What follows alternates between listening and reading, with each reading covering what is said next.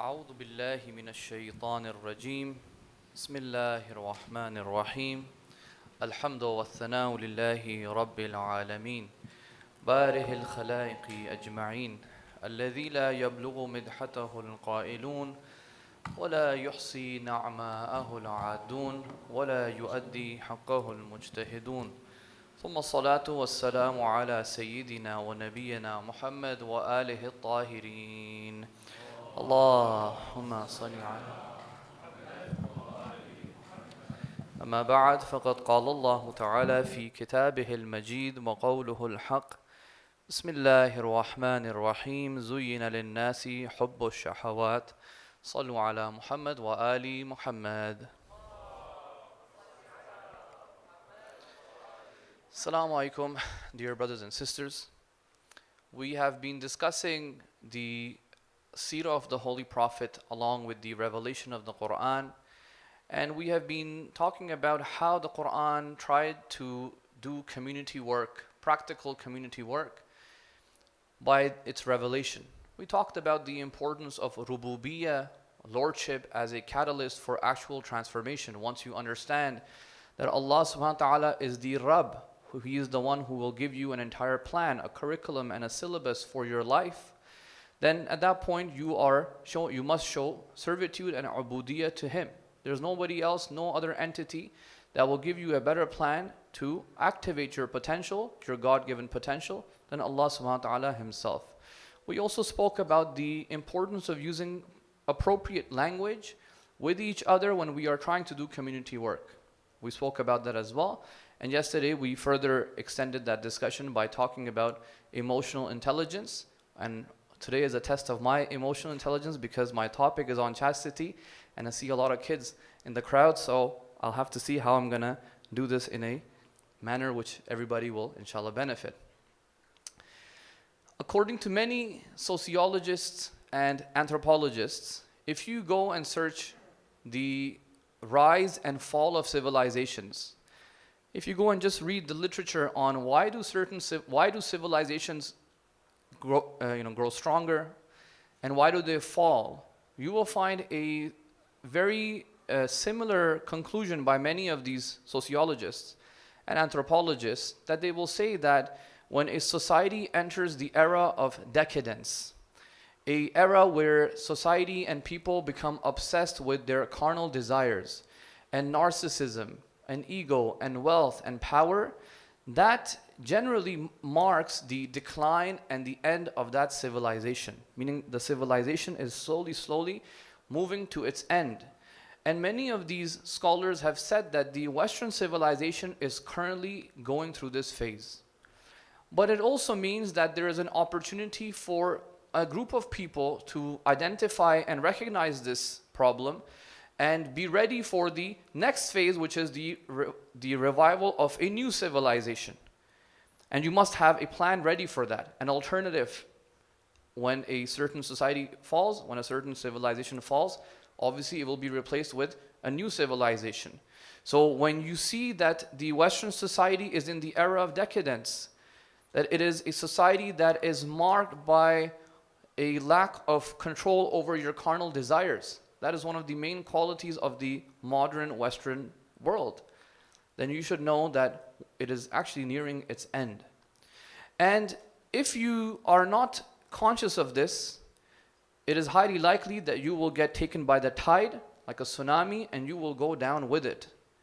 And if you don't believe me, there is a narration from, I believe, if I'm not mistaken, Imam Sadiq alayhi salam, in Al-Kafi, where he tells a story about a man who was on the side of Prophet Musa alayhi salam.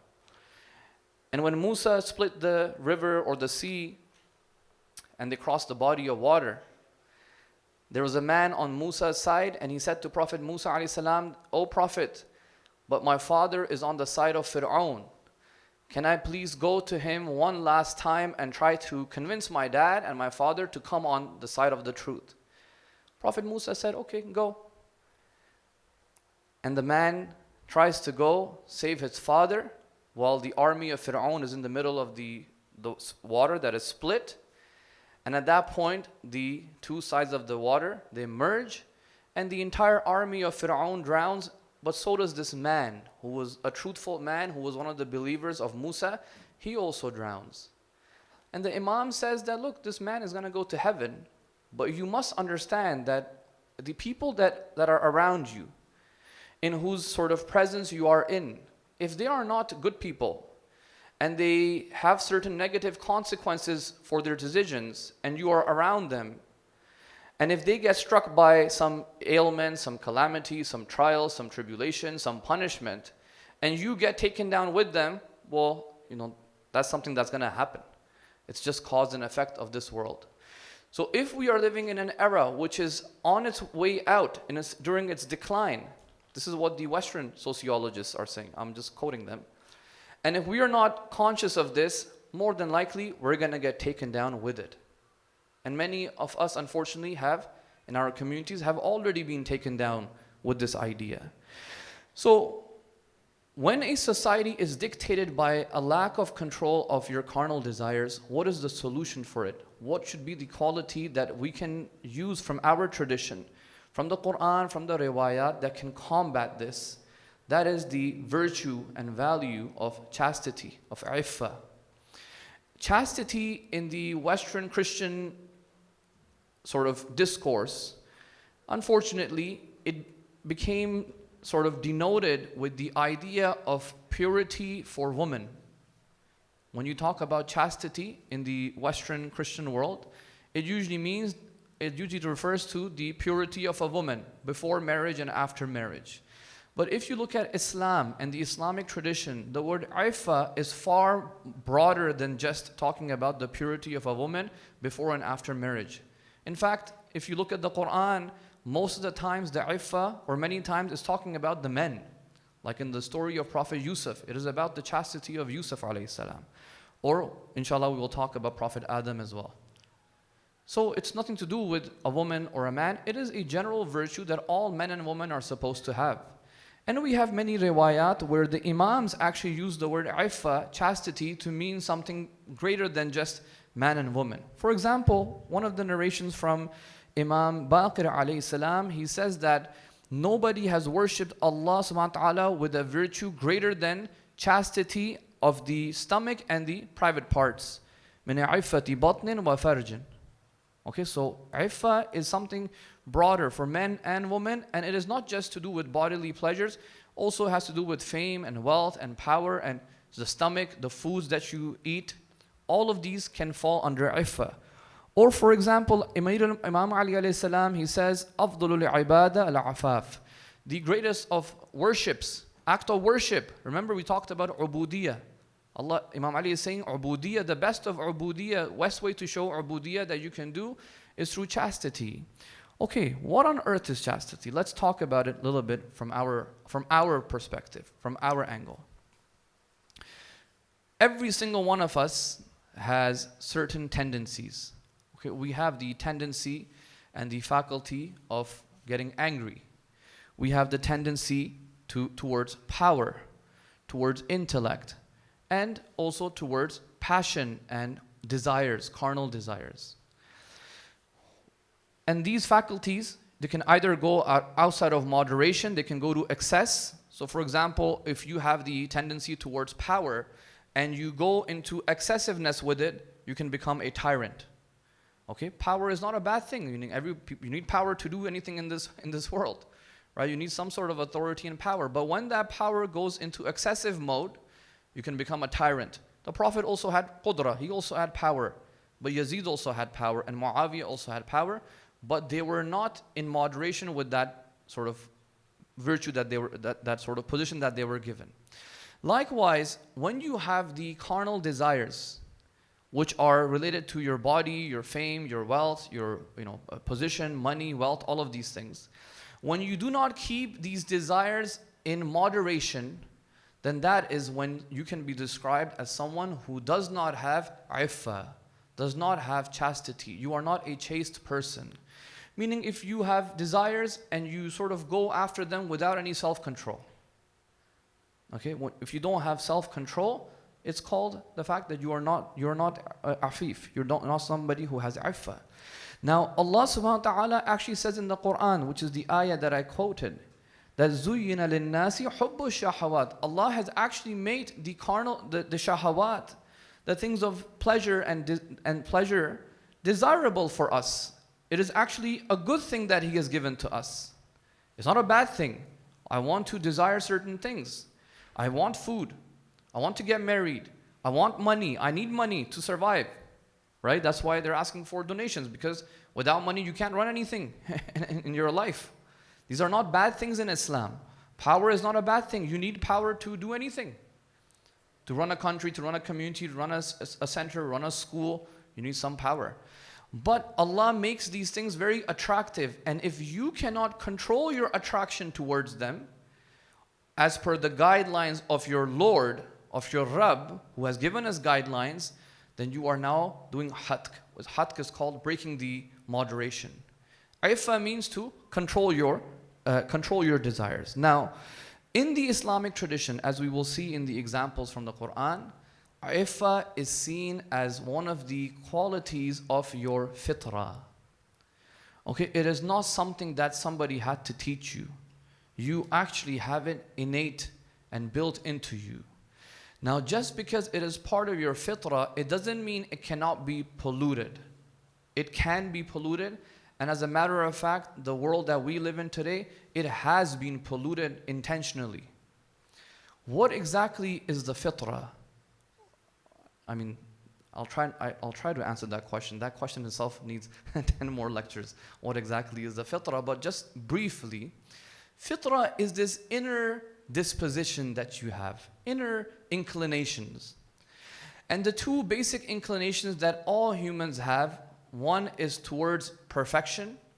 Everybody wants some sort of perfection. The scholar, when they are studying, they want perfection and they see beauty in that studies, and they want to go and achieve, study.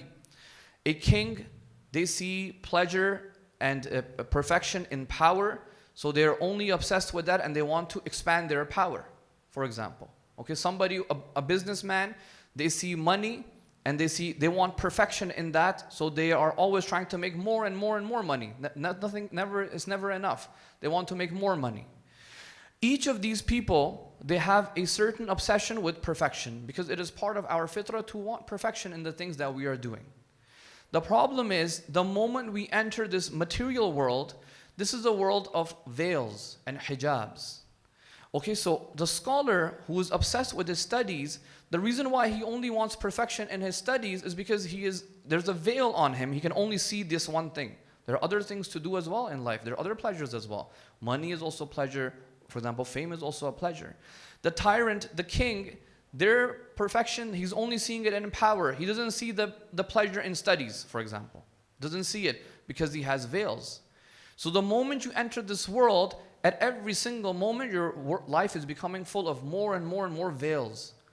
And the only way to remove these veils is by what? Is by gaining knowledge. By increasing your knowledge and understanding that there are these veils and purifying your nafs. That's actually the only way. There's no other way, and that's the entire philosophy of the Islamic tradition. Purifying your nafs, tazkiyatun nafs. So the first aspect is perfection, and the second aspect of your fitrah is to hate things that can harm you. So if, for example, if I lose a business, for example, I do an investment, and there's a high risk of me losing that investment, then I will not do it. Why? Because my fitrah doesn't want me to harm myself.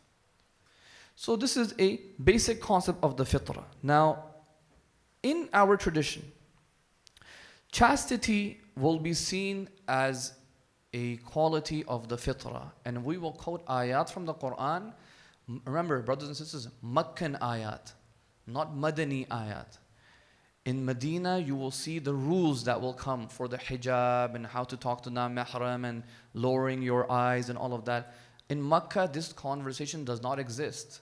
The reason why it doesn't exist is because first Allah subhanahu wa ta'ala has to make you understand and see the beauty in the virtue of chastity. And He has to make you appreciate the point of this virtue. Because if you don't have this virtue, because look, every society is built on what? Number one unit of a society is you, an individual. This individual, you get married, and now you have a family institution. You have a family. Then you have multiple families, and now you make a community. Now when you have different communities, you make a society. A society, you have 2-3 societies, you make the entire ummah. So it starts from you. You must have iffah. And then you and your spouse must have iffah. And then only then your chastity will have some impact, some positive impact on the community. If you as an individual does not have chastity, or you as a family does not have chastity, you cannot do anything for the community. You will take the community downhill with the rest of the society that wherever they're going. They're not going anywhere. They don't have a purpose in life. The earliest reference to iffah is in Makkah, and look at the ayat. You know, some of you might say, why is Allah speaking about this so explicitly? Look at what He says. It's about the story of our father and mother, Adam and Hawa. Allah subhanahu wa ta'ala says, فَوَسْوَسَ لَهُمَ الشَّيْطَانِ Shaitan did waswasa to them. Waswas, he whispered into them, and he says, لِيُبْدِيَ لَهُمَا مَا وُرِيَ عَنْهُمَا مِنْ سَوْآتِهِمَا Shaitan tempted them in order to expose what was hidden of their nakedness. And he said that your Lord has forbidden this tree to you. Remember, they were not supposed to eat from the plant or the tree, from the shajara.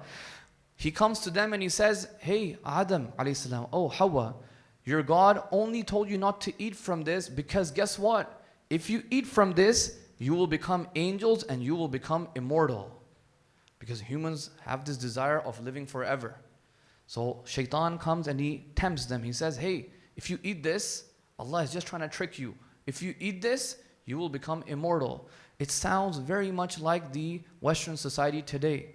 They give you all these tools for you to indulge in your shahawat, in alcohols, and all of these dating apps, and all of these communication tools that are outside, and they package it in a very nice and in a way that sounds very sort of harmless. Hey, this is just a communication tool. I just messaged the girls on it, or I just messaged the boys on it. It's harmless. It's the same conversation that Shaitan is having with Adam and Hawa. Hey, just eat it. It'll become immortal. وَقَاسَمَهُمَا إِنِّي لَكُمَا لَمِنَ النَّاصِحِينَ Shaitan says, hey, I swear to God, I'm just a well-wisher for you. I'm a sincere advisor for you. It honestly sounds like our society today. This is literally how the Western media and the propaganda, they speak to us today. We are the people of virtue and morals, and we will impart morals and virtue to all of you, and in fact, we will even impose it on these different countries. If, brothers and sisters, in the last, I'm mid-30s, in the last 3 decades, if there was any point in the history where the Western civilization's waswas has been exposed, it is in the last 7, 8, 9 months with the genocide that has taken place. For decades, they said we are the bastions of human rights and morals and the United Nations Declaration of Human Rights and all of that discussion that they have been doing for decades. There were smart people and ulama in our communities that always knew that this was a shaitani thing, that there was a great Satan behind this. There were ulama that always knew this, and they called it out decades ago. Some of us, it was hard for us to believe because the temptation of the shaitan is too much. But in the last couple of months, it's as if like anything these guys say, we actually feel a disgust. If they even try to pretend like they're being moral. It's a disgusting feeling that we get from them now because they have exposed themselves. For some of us, it may have been too late. But anyways, so Shaitan comes to Adam and Hawa. He says, I am your sincere advisor. But another ayah, he says, فَدَلَّهُمَا بِغُرُورٍ Shaitan deceived them through deception. And when they tasted the tree, their nakedness was exposed. This is the point that I'm talking about. وَطَفِقَا يَخْصِفَانِ عَلَيْهِمَا مِنْ وَرَقِ الْجَنَّةِ When their private parts were exposed, and we have narrations from Imam Sadiq alayhi salam that explains, how were they covered before? Because they were in heaven, or wherever they were. That's a difference of opinions, where on earth they were.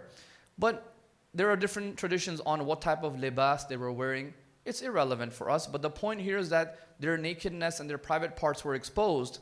And the first thing they did, even though they are mahram to one another, is that they took whatever they could find in Jannah, some sort of leaves or plants, and they immediately covered themselves.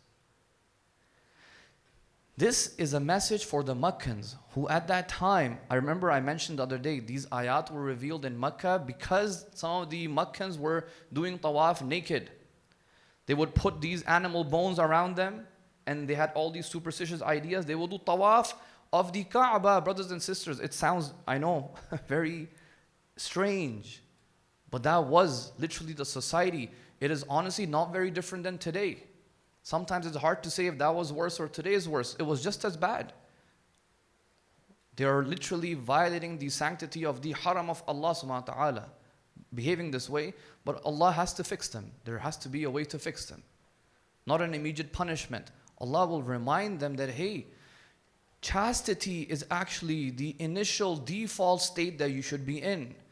When do you start behaving in this way where the iffah goes? This ayah, these ayat actually tell us.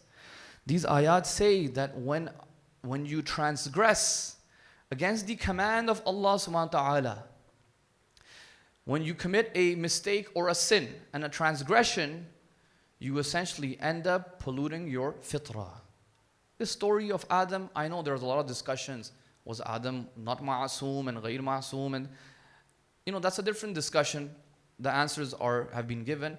So just follow my language over here because I'm trying to follow the language of the Quran. So Allah is saying that, hey, they made a mistake. Shaitan did waswas. Adam and Hawa are ma'asum, right? So I don't want to go into those theological discussions tonight. My point here is the chastity, that it is part of your fitrah. The only reason you might feel that, hey, it's okay for me to not have chastity is because maybe you have sinned. And the more you sin, you end up polluting your fitrah. That is what these ayat are telling us. That, hey, when this act happened, when they ate from the plant, the fitrah became polluted. So what did Adam and Hawa do immediately? They tried to cover themselves up. Now look at what Allah says in another ayah. Ya bani Adam, qad anzalna alaykum libasan. Allah subhanahu wa ta'ala says, O Bani Adam, O the children of Adam, I have provided for you, the literal translation says, I have sent down on you, but I have provided for you libas, clothes, so that you can cover yourself with these clothes and they can also act as a source of, beauty. Clothing is a good thing. But he says something else and he says, but libas to taqwa is better, even better than that. If you have taqwa, which is closely linked with chastity, self-control, God consciousness, that is even better. Meaning you wear and adorn the outer garment that Allah is sending. So the clothes that you and I are all wearing, Allah is attributing the creation of them and the sending down of them to Himself. Meaning clothing and covering and chastity is a divine act. This is a divine gift of Allah subhanahu wa ta'ala that He's given to us. Removal of this is a kufr of the ni'mah and the blessings of Allah subhanahu wa ta'ala. That's what it ends up meaning. That Allah is saying, I am gifting you the clothes. Put them on. Obviously symbolic for the meaning of chastity. Our societies today say, hey, the more you take it off, the better it is. Can there be a bigger sort of kufr in the face of Allah subhanahu wa ta'ala? A greater disbelief and a rejection of the blessings of Allah? Why would Allah can mention many blessings, brothers and sisters. Many, many blessings. He can talk about how He created you, and He does. He talks about it. But why the clothes? What's so special about clothes, man? But He specifically reveals ayat saying, I am the one who has sent you these clothes. It's a divine gift. Chastity is a divine virtue. So these verses were revealed in early Meccan society, and it was very strange for them. It is very strange. Just like today, if you tell the non-Muslims you should wear hijab, it's gonna sound strange to them. Why should we wear hijab? Right? Or why do men have to cover a certain body part? Why? Or why can you not shake hands? All the rulings that we have in Islam, why is it very difficult to understand for the non-Muslim? Because they're not in this worldview over here. That the Lord of us, the Rabbul Alameen, is telling us in detail. So chastity, brothers and sisters, is very, very key. Now, this ayah itself tells us that the reason why people abandon chastity is because of the waswas of shaitan. And I already showed how the waswas of shaitan in this ayah is very similar to the waswas that we get fed in the social media, in the news, and all of that, in all those places, right? Another reason why chastity was forsaken is also because I quoted an ayah 2 days ago as well, that some of the people used to say, this is what our forefathers would do. This is how they were. So we're going to follow their tradition. If it means on the day of our marriage that my wife can take her hijab off, even if it's just for a few moments, it's okay. This is just a tradition that we have been doing in our countries, in our cities for many decades. It's all good. It's only for one night. No, this is literally the argument that the Jahiliyyah Arabs were giving. That's literally, you're giving us their argument. So then you might as well acknowledge there's not much difference between you and them. Don't then come and say that we are now in an advanced society. We are far more intelligent than them. You're not. You're literally giving the exact same argument that Allah is condemning. He's saying, what kind of a silly argument is this? I'm giving you source of revelation, wahi, which is a miracle, and which is a complete plan for your life, and you're telling me, yeah, my ancestors used to do this. So don't tell me you're more educated and more learned than the people of Mecca. You're not. You're literally the same thing. Your argumentation is the exact same argument. So this is what Allah subhanahu wa ta'ala says. So chastity is being emphasized.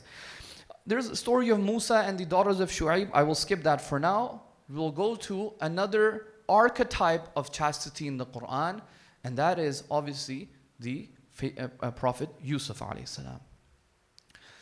The ayat are very interesting, and to see what type of language Yusuf uses is very interesting.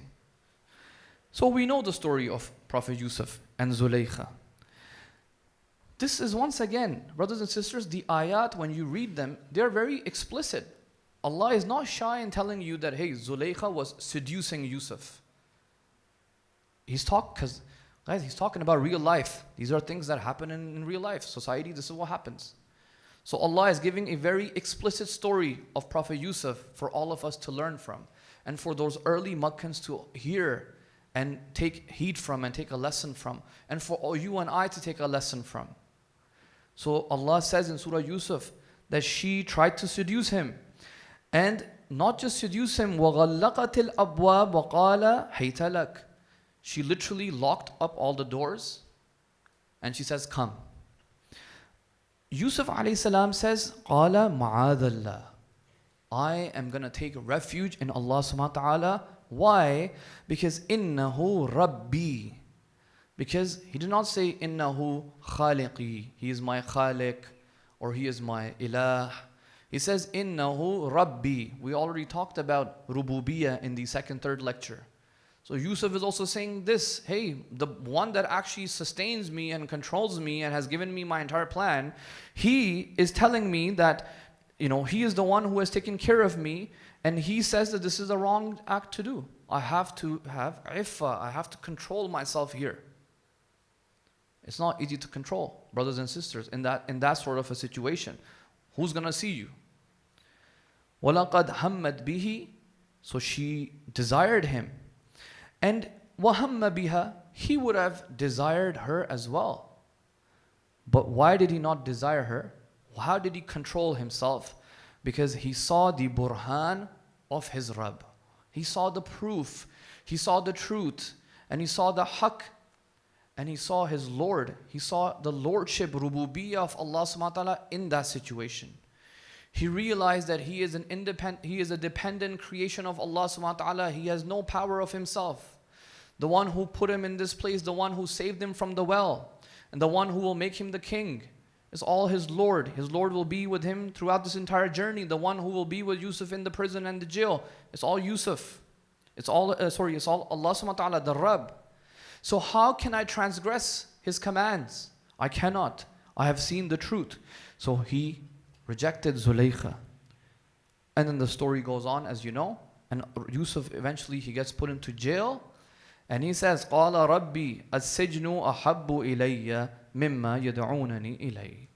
Oh Allah, throw me into prison. It's a far better place than being over here. than what they are inviting me to.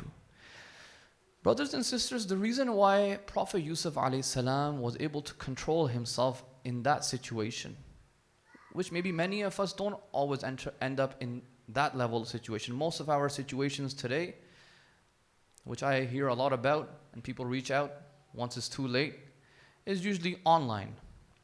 Online conversations, online communications. I think if we can recite a salawat and maybe move a little bit on this side and move forward, so there's getting a little bit crowded there, even maybe for the sisters. Sallu ala Muhammad wa ali Muhammad.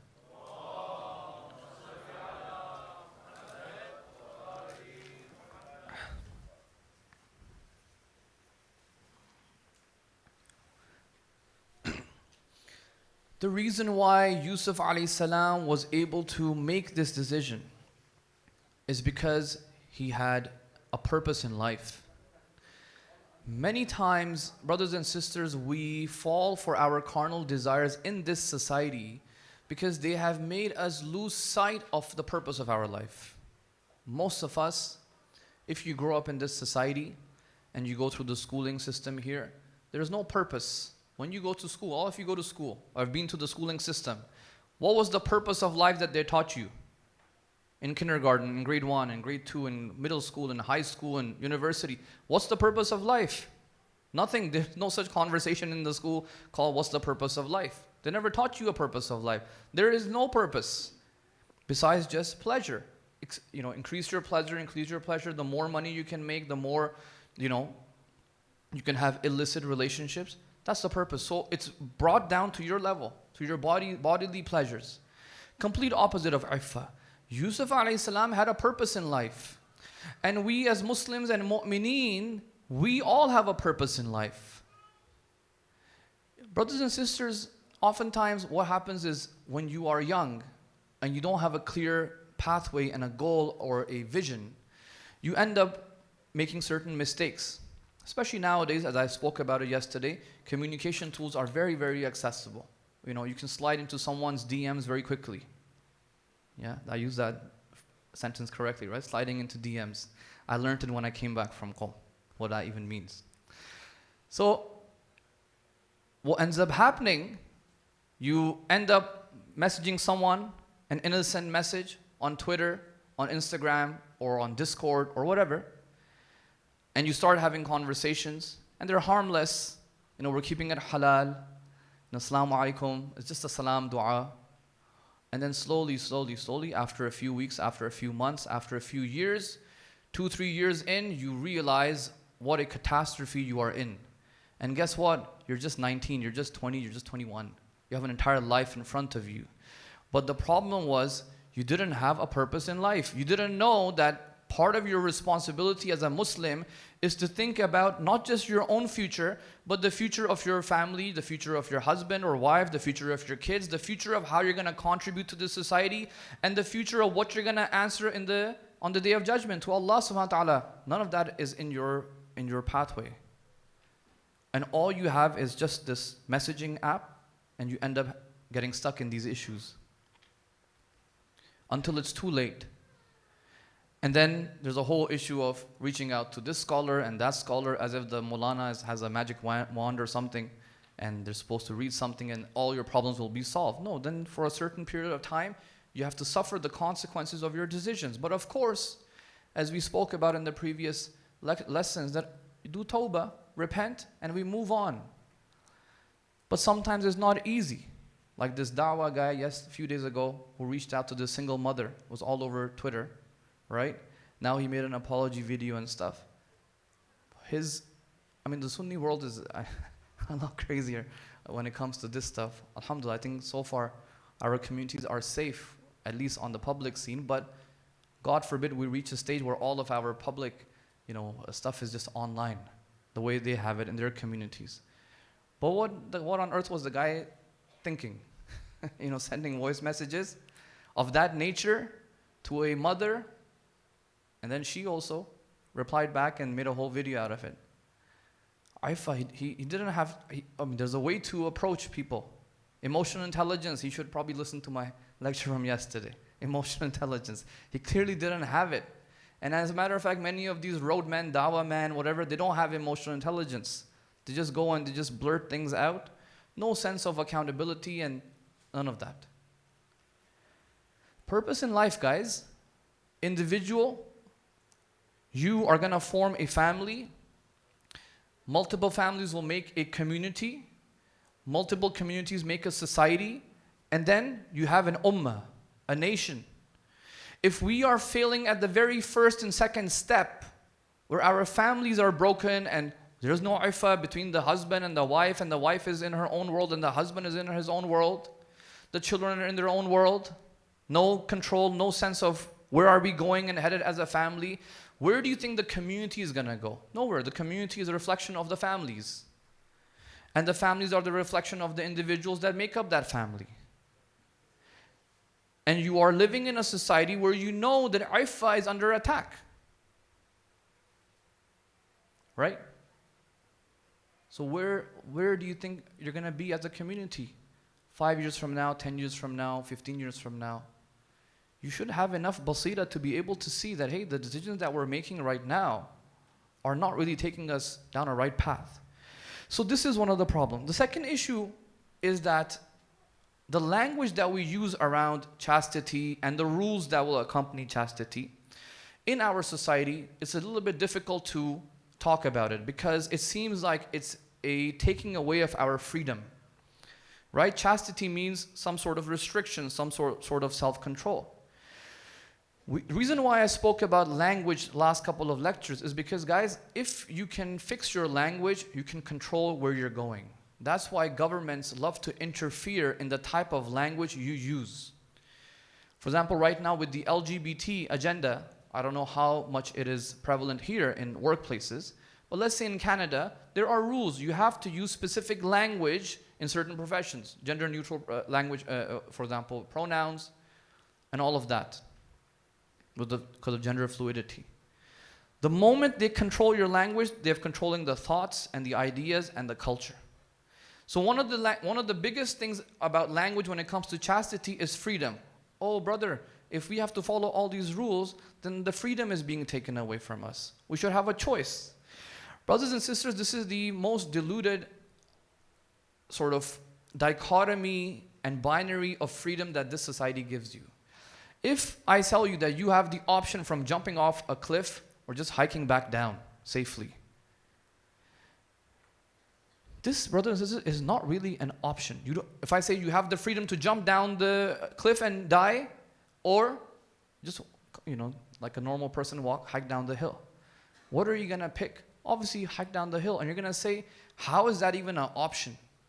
It shouldn't even be an option, jumping down the cliff. It's going to be my death. When something is haq and batil like that, the batil is not included as part of the option. It is not an option, actually. So when you know that there is a right and a wrong, for this society to come and tell you that, hey, this moral thing over here is an option and this lack of chastity is also an option. That's how they will frame it. Going and sleeping with people and chatting and going partying, that's an option, and you staying at home is also an option. No, there's only one option. And that option is iffa, chastity. The other option is dhulm on your nafs and transgression and polluting your nafs and your fitrah. That's the other option. If you can see and look at this concept from this lens, you will realize that, look, real freedom comes from choosing the right thing that is sort of helping your nafs. Freedom does not come from the fact that you come and do zulm on yourself. That's not freedom. How's that freedom? Freedom was me being free. My nafs should not be restrained. Zulm restrains my nafs. Zulm puts a barrier on my nafs. It pollutes my nafs. So how on earth is that freedom? This is obviously the biggest difference in our worldview and the Western worldview. And that's why a very interesting narration from Imam Sadiq alayhi salam, he says that Yusuf alayhi salam was at his freest when he was in the well. He was hur.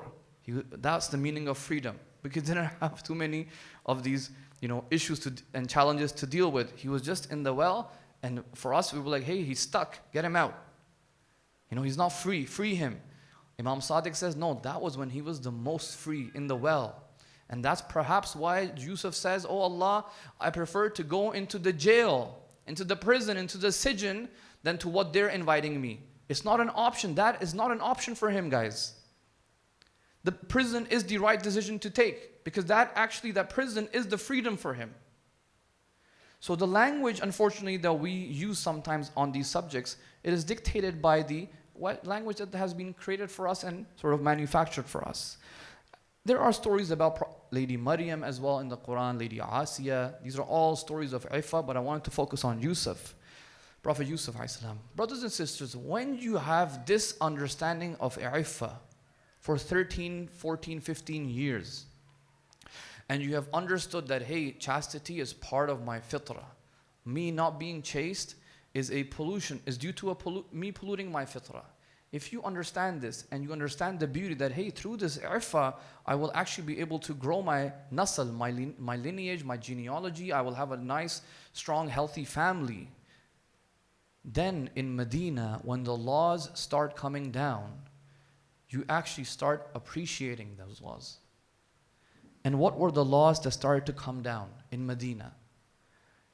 Once you've understood the reality of chastity, then the rules come in 5th Hijri. That, oh, wives of the Prophet, قُلْنَا قَوْلًا مَعْرُوفًا. When you speak to the na-mahram, speak in a dignified manner. This is the rule that I'm setting for you. Oh, men and women, na-mahram. Does this rule sound strange to you now? When you understand the virtue of chastity? Doesn't it sound strange? Yeah, it will. Of course I will talk in a dignified manner. Of course I will not talk in a seductive manner, because that's going to take me down the path of being unchaste. It's going to take me down the path of just pleasure for the sake of pleasure. When Allah subhanahu wa ta'ala will reveal the ayah, O believers, lower your gaze and do not look at the na-mahram with lust. Does that sound strange now? Doesn't sound strange. It is part of our fitrah to have this self-control. Because if I look with lust and I continue to look with that gaze, it could take me down to a path where I will commit haram eventually. Doesn't sound strange. And then it tells the woman the same thing. Oh, believing woman, you also lower your gaze and do not look at each other with lust. And then finally, the ayat of the khimar and the hijab and covering your ornaments and the zina, the beautification. None of this sounds strange to the Muslims and the believers in Medina, because they understood the beauty of chastity. None of it sounds strange. So, but for us, what we must do in our communities, oftentimes when you see people that are struggling, let's say with chastity or hijab or issues, let's say with na-mahram, and inshallah you guys are all people of ifa, brothers, follow the quranic method of fixing people. Don't go to them as if that person is living in 6th Hijri Medina. That person is not living in 6th Hijri Medina. He might be living in the Meccan era. You must go and talk and educate people and explain to them the concept of chastity in the way briefly that I did today. There's a lot more you can talk about over here. Explain and educate them. And it might take a long time. It took more than 15 years into the Muslim community till the law came. Educate them, make them understand and make them appreciate why this virtue is important. And in fact, if you misuse this virtue of ifa, it can actually become the cause of destroying families. The quality that Allah gave you to preserve families becomes the tool to destroy families. If you make them understand this, inshallah, gradually, the way the Quran does, the way the Prophet ﷺ did, you will realize that once you tell them the rules and the regulations, also in a gradual manner, people will appreciate and they will understand them. But if you go straight 6th Hijri Medina on a person that just barely understands anything, you will put them away from religion. This is the whole point that I wanted to show, that Quran introduces chastity as a key and integral factor for individual and family success, but it does it in a emotionally intelligent manner, in a gradual manner, inshallah. So I hope that today's talk was, inshallah, beneficial. I will go to the musibah. Tonight we want to remember the brother of Imam al-Hussein, the son of Amir al-Mu'mineen, Abu al-Fadl al-Abbas, who was also the flag bearer of the caravan, the qafila of Imam Hussein alayhi salam. صلى الله عليكم يا أهل بيت النبوة. صلى الله عليكم يا أهل بيت النبوة ومعدن الرسالة ومحبط الوحي وخزان العلم ومنتهى الحلم. May Allah's peace and blessings be upon you, my beloved Holy Prophet and his Ahlul Bayt, upon whom the angels would descend day in and day out. Sallallahu alayka ya Aba Abdullah.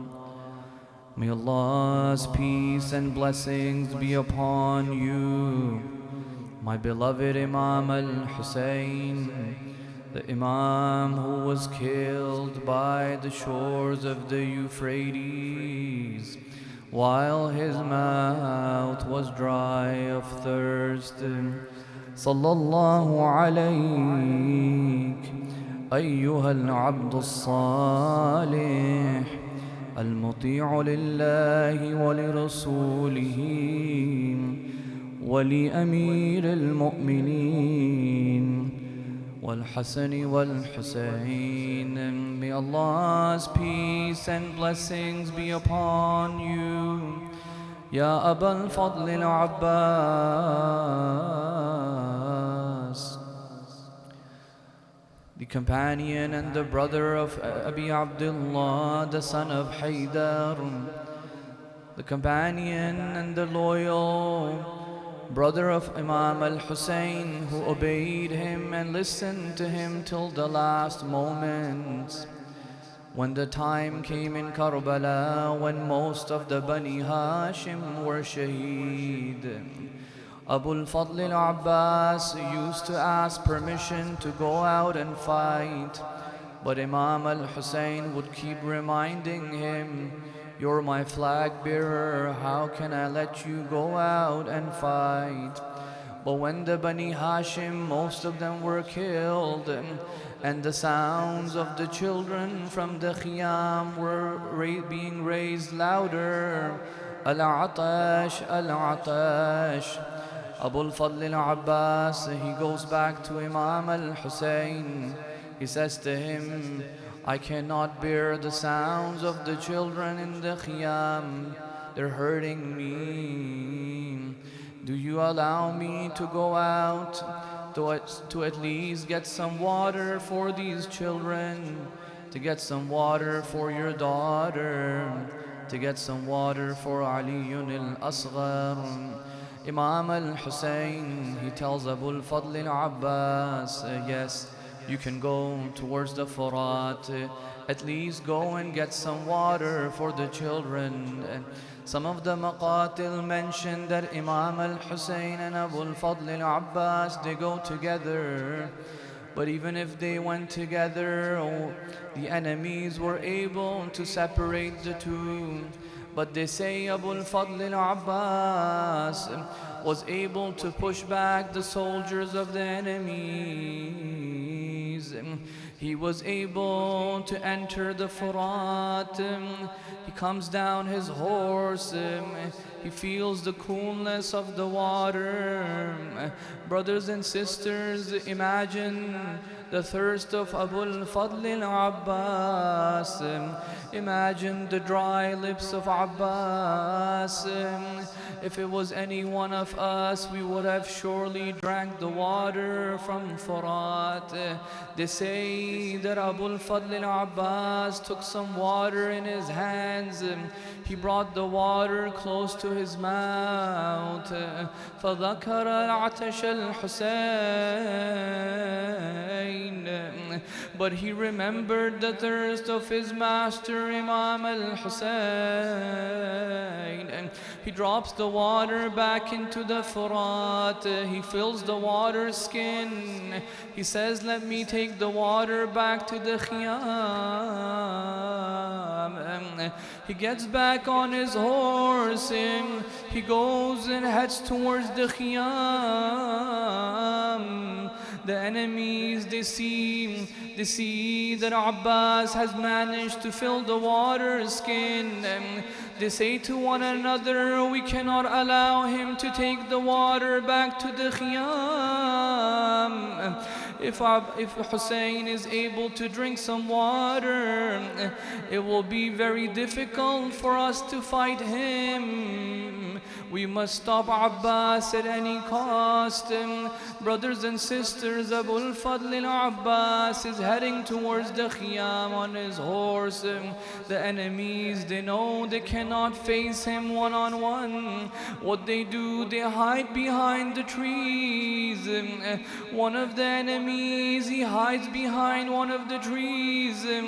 As Abbas goes past the tree, he jumps out from behind. He cuts off the right arm of Abbas. At that time, Abbas says, Wallahi, in kata'tum yamini, anni uhami abadan an dini. By Allah, if you cut off my right arm, I will continue to defend my religion. I will continue to defend my Imam. He puts the water skin in his left arm. Another of this mal'oon comes from behind another tree. He cuts off the left arm of Abbas. He takes the water skin in his mouth. At this time, Abbas, he's losing his balance off the horse. The enemies begin to strike him. One of the enemies strikes him on his head. He loses his balance some more. One of the enemies, he strikes an arrow in the eyes of Abbas. At that time, another enemies, some of the maqatil mention, this was Harmala la'natullahi alayhi. He takes his arrow, he fires it at the water skin. All of the water is pouring, all of the water is leaking from the water skin. At this time, all the hopes of Abbas are destroyed. How can I show my face to Ruqayya? How can I show my face to Zainab? Abbas turns the direction of his horse towards the Furat. He kicks the horse goes towards the river. One of the enemies strikes another arrow on his eye. He loses his balance. Brothers and sisters, whenever any one of us falls on the ground, we use the support of our arms. Imagine Abu al-Fadl Abbas falling on the plains of Karbala without any arms. He calls out, Akha ya Akha, adrikni. Oh my brother, come and help me. Imagine Imam al-Hussein rushing towards his brother, the last support that he has. As he reaches the body of his brother Abu al-Fadl Abbas, he sees the face of his brother. Ya Qamar Bani Hashim, oh the moon of Bani Hashim. Ya Abbas, what have they done to your beautiful face? What have the enemies done to you? Alan inkasara dhahri, Ya Ya Abbas, and now my back is broken. Everyone is gone. It's just me all alone on the plains of Karbala. Ala la'natullahi ala al-qawm al-zalimin. وسيعلم الذين ظلموا أي منقلب ينقلبون بأبي أنتم وأمي وأهلي ومالي وأولادي وأسرتي يا آل رسول الله